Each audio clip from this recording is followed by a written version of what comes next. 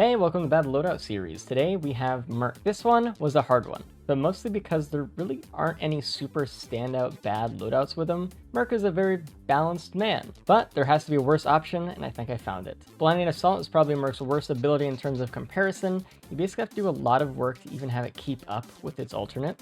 Rising Thunder, because while I think its damage is okay, Whirlwind edges it out on the utility front by becoming a dash and a trimp. And Eviscerate, because its single target low DPS, doesn't compare to Slice and Wind's AoE range exposed Storm. Even if Eviscerate has those crutch iframes and cool attack speed synergies. Also, Eviscerate loves to hit your drones, and I find it infuriating. Anyway, it's fun. Let's see how I do. Alright, go to printer, Chronic Expansion. Give me my favorite roguelite board game, Pathfinder 2nd Edition. True. I don't know, we'll see how the board game goes. Hopefully it's not like this huge venture that just loses Risk of Rain even more money. I love default Merc Dash. I love my 3-meter dash that hits like a paper straw. I get that, like, you know, it can be fun. There's some tech with it, like you can cancel it like that, right? So you can get short dashes, get your M2 in, you know. The fun of like going back and forth and feeling like a proper ninja, stuff like that. But man, compared to the other one, it just does not do damage, man. It just struggles. Even with Merc Tech M2 cancels, it's crazy. I was just talking to someone about Merc stuff when they posted an in-game screenshot while using Blinding Assault. I generally thought it was a modded ability because I erased it from my mind. Thinking it's modded is crazy. I feel like Merc doesn't really have a bad loadout, and you'd be right. But this is arguably the worst one we could find. Because every character has a bad loadout, right? One that's not the best. And I think because these do so little damage, it's the best I could come up with. The M2 I just feel like has the worst utility. That is the only reason it's up today. Its damage is fine actually. I feel like I'm gonna have to repeat this 1,000 times though, so I'm getting out of the way now. But just as I was looking at this thing, I've come to the conclusion that the board game is more edge cases than rules. To learn it, you need to learn what happens in every possible scenario. I feel like that's not an amazing hallmark of a game mode, but dude, I'm already doing like fucking no damage. Can't out damage the mending, feels bad. Maybe next time me, Disputed, and Dan meet up somewhere, we'll buy the board game and do a fucking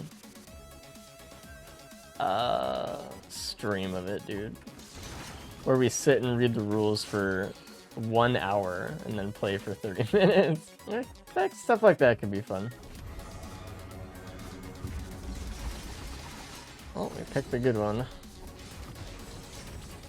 Look at how much amazing damage we're doing.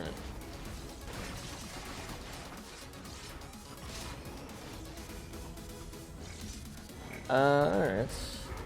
I don't want 2 of these, so the damage feels so good.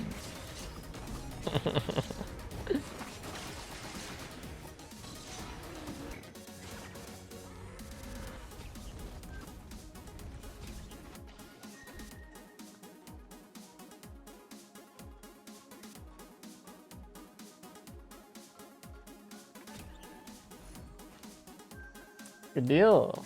Maybe I need a Cruncheon actually. Yeah, let's get rid of the bear. Damage is low, just means you're item reliant. Oh, of course. It's not that these abilities are very low damage or anything.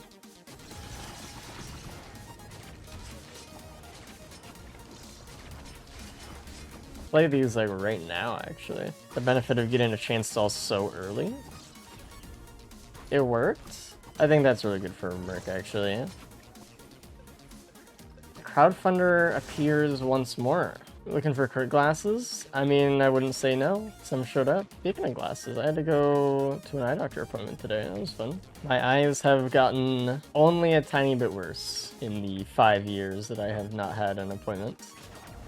Not so bad, not so bad. It was very okay. Is your vision bad? I don't know the numbers. They don't tell me. They give me the piece of paper, and then even if they told me the number, it wouldn't mean anything to me anyway. I'm very blind. Okay, thank you, Shrine. Playing entirely off sound keys, it's not so bad. Although, like, I'm nearsighted, and if I take off my glasses, I can't see the game, so it's kind of crazy. Thank you. You may have one tri-shop or what? Two.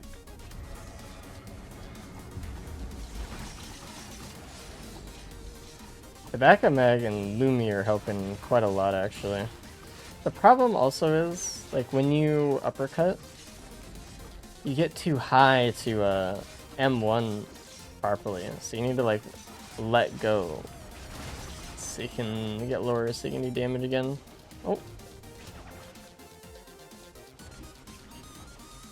There we go. I said they need glasses, but they don't wear them because they think they make them look like a dweeb, so they're just looking at contact lenses. You know what else is like, makes you look like a dweeb? Caring so much what people think about you, you'll live your entire life blind. But contacts work. Yeah, I'm gonna get some fucking prick glasses, man. I did LASIK 2.5 years ago. Congrats. How's that going for you? I don't think I'll ever do LASIK. The gamble scares me too much, even if it's like totally perfectly safe. The idea of it freaks me out, so. Like, I can just wear glasses. It's completely fine. I don't... Hey, good. I shouldn't have picked that up. I'm a fucking dumbass. Hey, there's some crit.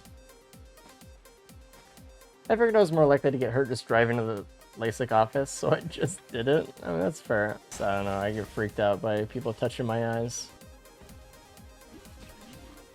Okay. Well, we are pretty much ready for free red, so... Okay, do I want this? I mean, this doesn't really give me that much crit. It's more of a movement speed buff. I guess it gives me a little bit of attack speed. I don't know. I mean, it's fine. Do I want to pay for it, though? Let's make sure we get these later. There's the TC280. Hopefully nowhere. Hopefully on another variant of RPD. Do you have a shrine? Say what you want about the stage wasting credits, but at least it has fucking shrines. Hey, you might be able to do reels. Okay. So every time I roll that stage 1 natural crit and obliterate a beetle for no reason.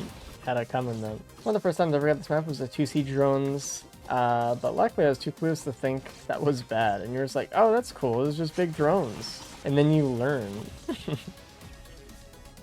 And you learn. You unravel the horrible truth. What's your favorite, most enjoyable bad loadout? Oof. That's hard, because there's so many, like, really unfun abilities that have been chosen to be, like, part of the bad loadouts. I honestly don't know. I have no idea. I can't even pick one. Bandit, maybe? No, I hate Blast. Actually, Multi. Multi has some fun interactions, even if Sakon is, like, the worst one. Technically, it's still fun in its own unique way. Maybe. For right now, that's what my answer is going with. I don't know. It's hard to pick. It's better for multi double saw retool. It's double saw power mode. I feel like it's up for debates, but I feel like retool gives you power mode's better in the first couple stages. Retool is better in the later stages because having double equipment is just absolutely insane. And I feel like people, I don't know, don't really look at that, but it's so good. You're never really using power mode to double saw anything. Not really. Using power mode is a M2 reset, which is good, but I'd rather still have another equipment. Game abilities that are super good if you remember to use them. Yeah, but... Please let me get a crit.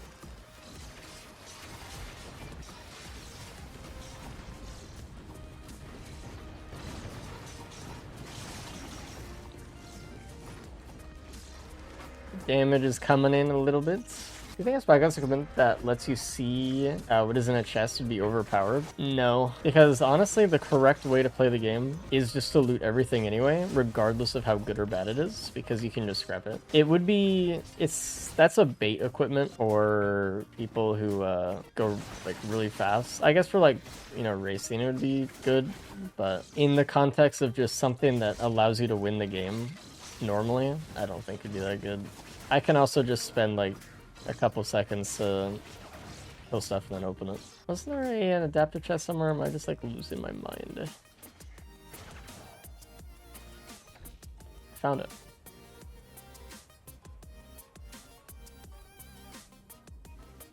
I don't know what I want.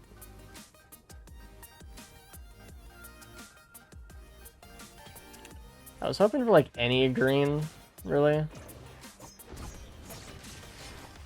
But more Wungus. Good. Okie dokie, I guess.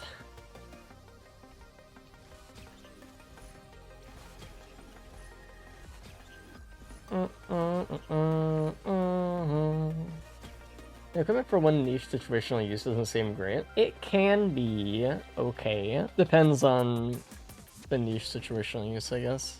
Nice. I think I'm good with what we have.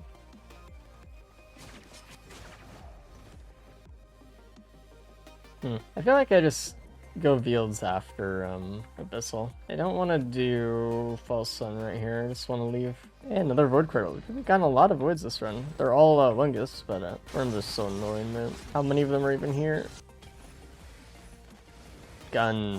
You tried the board game. No. Wasn't there like a tabletop simulator download thing for it or something? Is that what I heard? For anyone who did try the board game, any opinions? Why are there so many power elixirs? Another Wungus.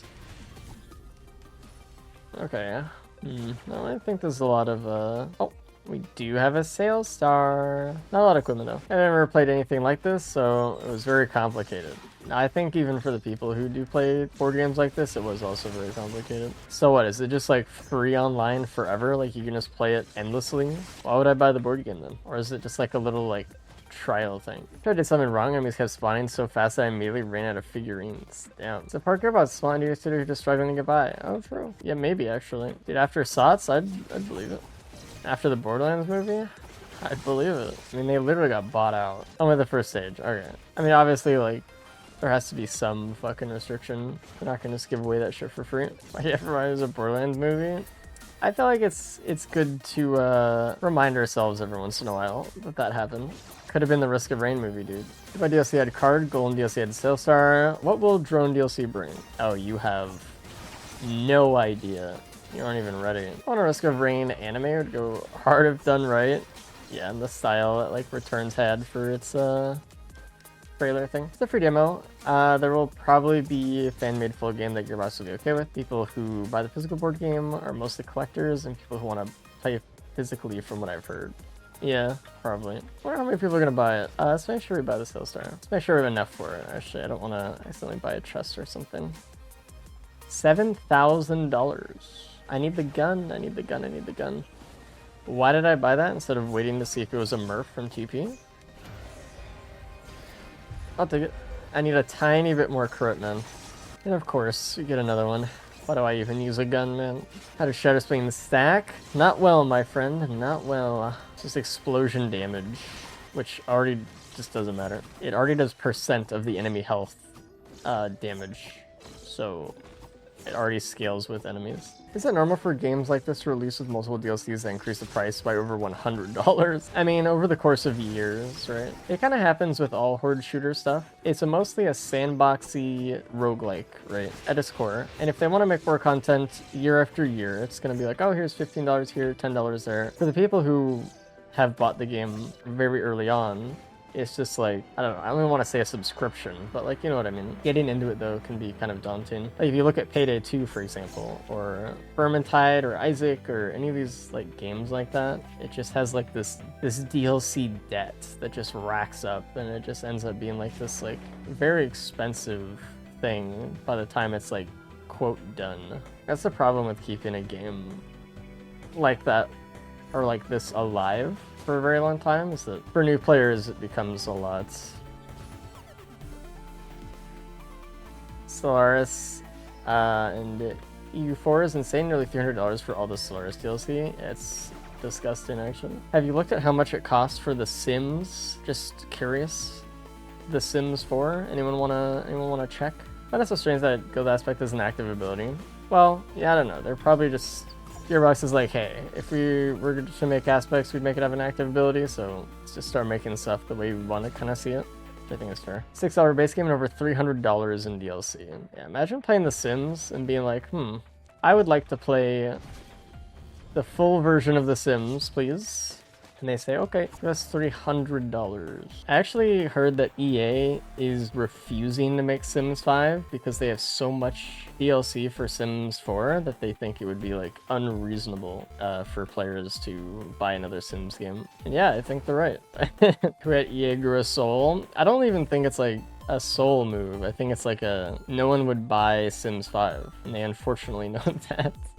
Or like, you know, maybe some people would, but so many people are, you know, have spent fucking house down payment on Sims 4 that it would be kind of hard to convince an audience to switch over. I knew it would be elders, man.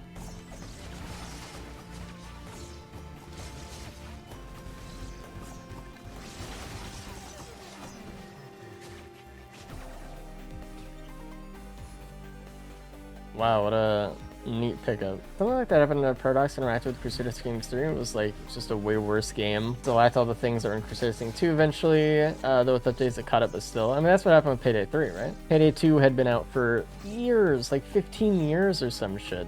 And it accumulated a lot of DLC and quality of life and everything. And they came out with Payday 3, and it was like a bare bones like experience with like 5 maps against like what felt like 50 or something in Payday 2 with all of these things and systems. And people were like, why would I want to pay for that when it's less content than your other game? And they were like, because we're gonna update it? Fans were like, okay, well, tell us when you update it then. Tell us when it catches up, right? Which I found sad. I was really looking forward to Payday 3 for years. I liked Payday 2 a lot.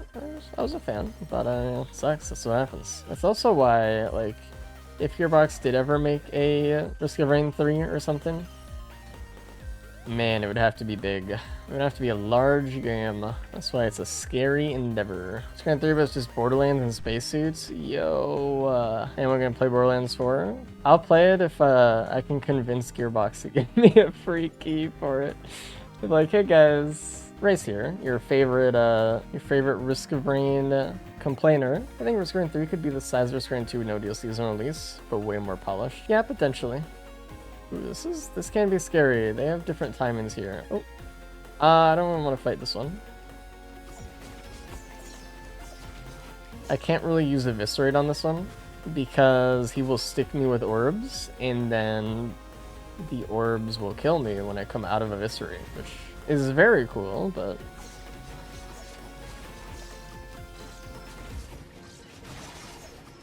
okay, that should be enough.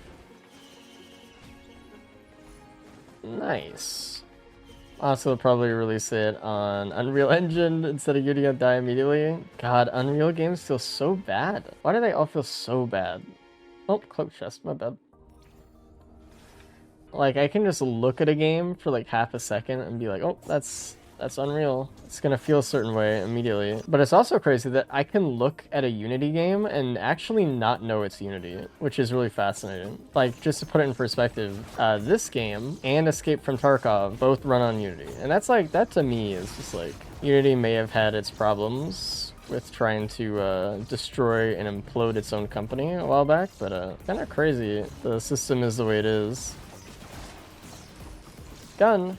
Thank you. Do I want that magma worm? I don't know. Let's get through the mountain trend first. The fact that Tarkov runs in Unity feels incredibly wrong. I mean, it's not the most optimized game in the world, but it runs well enough. Are the EA streaking rules public somewhere? I wanted to learn more, but I couldn't find them. I made a video about it. That's all I got. Basically, don't play a character twice until you've gone through the whole roster. No lunars, no loops, E8s. I think hardcore streaks have kind of become a thing now as well, where there's just no revives, no portals, but that is a slightly different category. If you want to take down the 105 streak, could be on the other rules or whatever.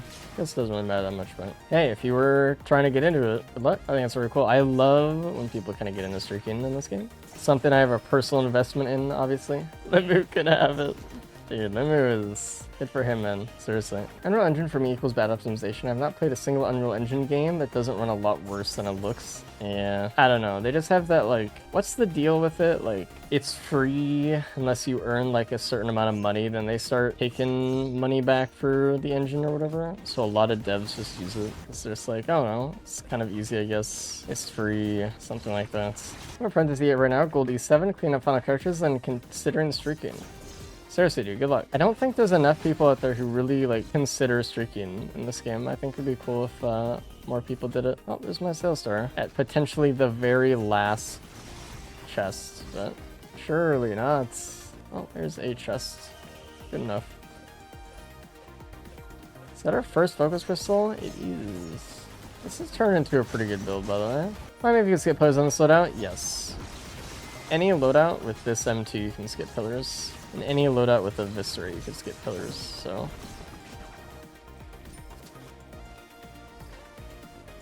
Sure. Almost done. I don't really think we found another key. Give me a key. Nope. Okay. Is there... I don't think there's a scrapper, actually, so I'll just take that. Oh, there is another equipment barrel, actually. You know, actually, I will say, DML is more effective versus Umbral these days, so could be good. Give me a worm. No. Let's see if there's a combat shrine. I don't know. You guys get phase 4 Umbral with DML. So even if you skip phase 4 Umbral, it doesn't really skip. You still have to go through the phase. It just can sometimes be kind of harder even because it doesn't give you the buff and the phase starts, you can't end it, and the timer for the ship starts in the arena. So it's actually a downside to skipping, which I think is good. If you have a Stale Star and a Void Key on stage 5 and you find another key, do you ever consider not making a new key in the Void variant just to get a Stale Star potential on the moon? I do, but I think Voids are just usually so much more powerful. It's, unless you have all the Voids that you want, it's kind of just greed. It's just like, do I want like a poly loot or do I want like an extra harpoon or something? I don't, like, you know, while it is a large chest, most of the time you just don't really get what you want. You're more likely to get something good out of a Void Cradle than you are to get out of the key box. Let me put it that way. Do you think with the Prairie Equip ATG will be better than Plimp? Potentially, yeah. I think like even one Sticky Bomb and an ATG makes that equipment like insane. Large chest by the start. Okay. By the equip. Oh, here we go. Good. Did not see it. Wow, thank you. That is not what I wanted then. Things aren't going well at the end of the stage. I did fire equipment in multiplayer while not hosting. Yeah, I mean, there's already a lot of things in this game that are really bad for multiplayer ping. One day, I really genuinely hope they fucking fix the multiplayer stuff. They know how bad that shit is, man.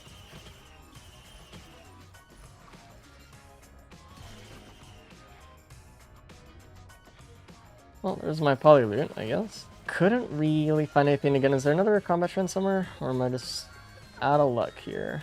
Oh, I found one. Construct? Dude, yes! I find it insane that Ducleus got even past slight testing. Well, apparently it was way too good at one point. Yeah, no key here. I do have 9 green scrap, so that's cool. How does one even build around a Duke? You literally can't. It's too bad. Oh, all of the enemies on the moon are golems? I guess we're fine. Ducleus should have been way too good. It's run interesting enough. It should have been the safer spaces. It's what the fucking constructs have. That would have been sick. I would have actually been like, you know what? That's fine. You know? I would like a band, but I don't really want to give up my stuff for it. So what could I lose in terms of my greens that I would hate to lose?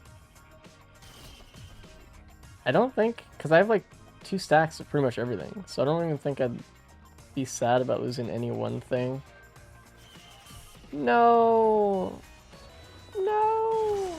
Even if it was way strong summon, it only spawns from elite kills, so it'd always be unreliable. Oh, I mean, they should have just not made it do that. Like, they should have just made it do something else. It's bad in its summon, and it's bad in how you summon it. It can't really get much worse than that. Let's give it both not inherit items and have a super long cooldown, because originally it did inherit items, and it was too strong. And so they nerfed it by not having it inherit items, but then they forgot to change the cooldown. Isn't that, like, awesome? Well, they made it do, like, a ton of fucking damage at first, but yeah, they nerfed the hell out of it, and then they... I'm pretty sure that's what they what happened in the backup or something, too. I don't know. I have no idea. I'm, like, holding down the mouse button. Whatever.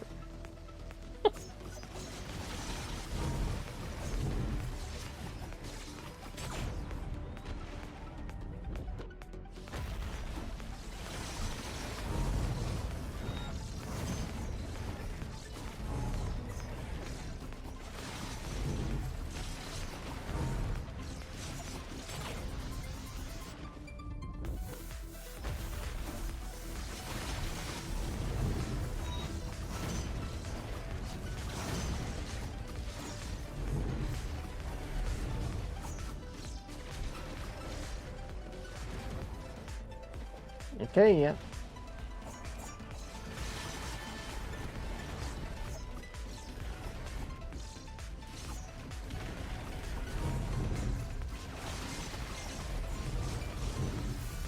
That's...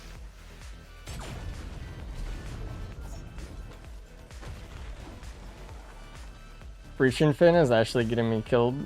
It's crazy.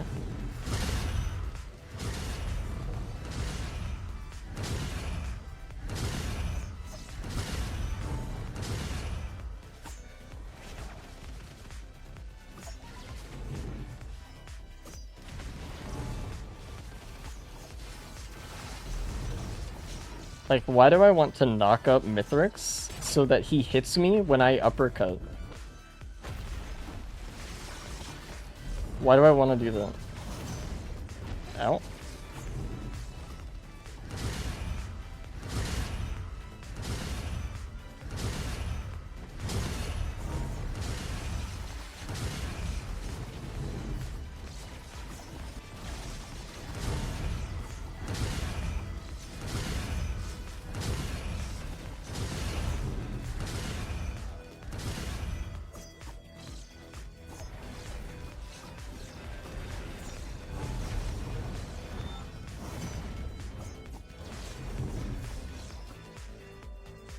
That's like crazy. It happened like 3 times.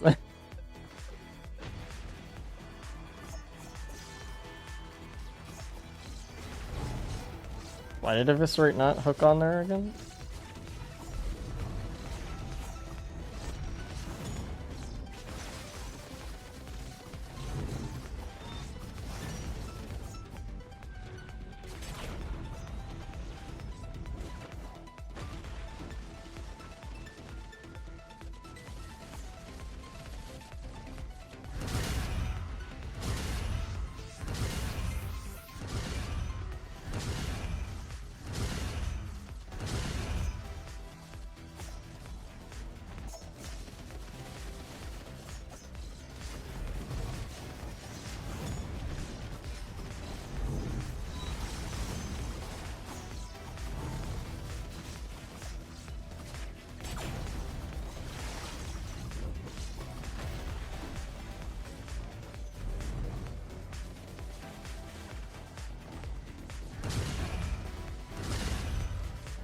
It hurts.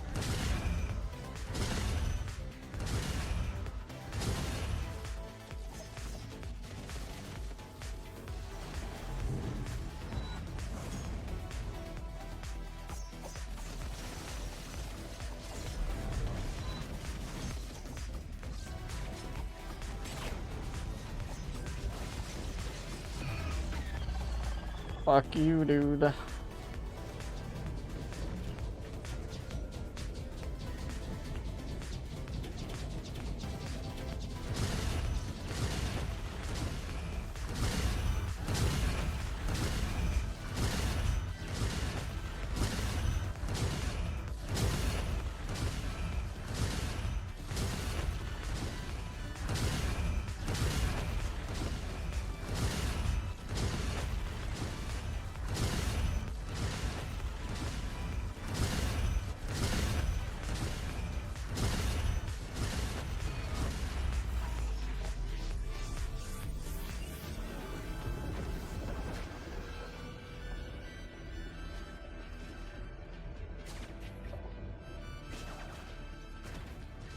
That was a long fight. That was a 7-minute fight. That's kind of crazy. They don't even feel that long. It just feels like I enter a trance and then I fight the boss and I wake up. I wake up from having done something evil. Emerald Mithrix needs those rocks on the stage so he can jump menacingly towards us. He can still do it as Emerald sometimes, but yeah, the little tiny rocks when you're playing vanilla and he just like runs off of them and air swipes you. Shit's crazy.